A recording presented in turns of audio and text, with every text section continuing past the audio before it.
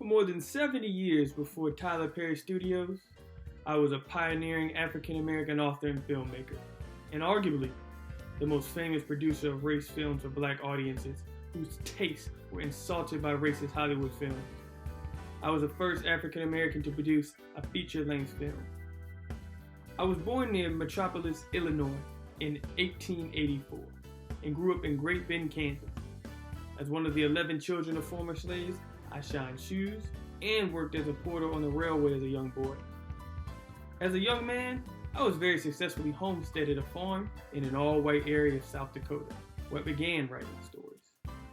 Because of the attitudes and restrictions on black people at the time, I formed my own publishing company and sold my books door to door.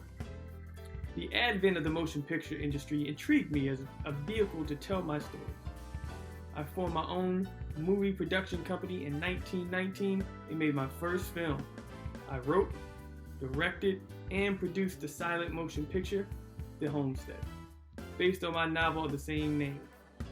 Using autobiographical elements again, I made the film The Exile, which was my first feature film with sound.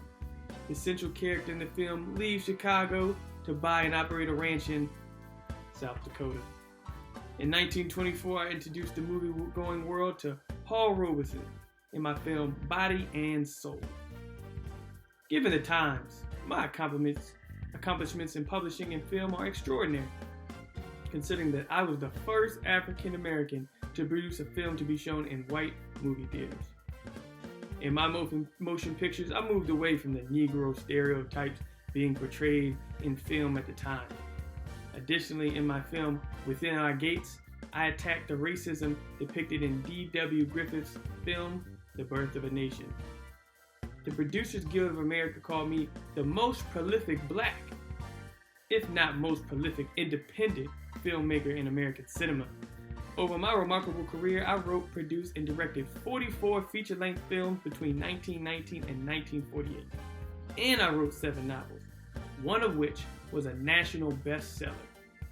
You can find my star on the Hollywood Walk of Fame, sponsored by the Black Filmmakers Hall of Fame in honor of black contributions to American film.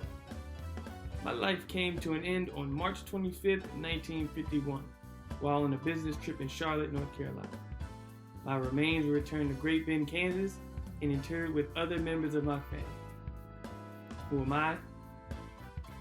My name is Oscar Devereaux Michon.